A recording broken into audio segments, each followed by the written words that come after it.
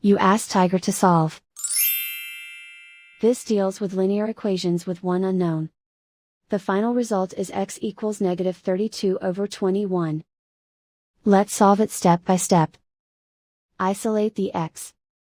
Multiply both sides by 7x. Expand the parentheses. Multiply the coefficients. Group like terms. Multiply the coefficients. Find the greatest common factor of the numerator and denominator. Factor out and cancel the greatest common factor.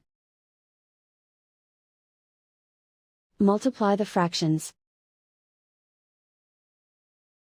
Simplify the arithmetic.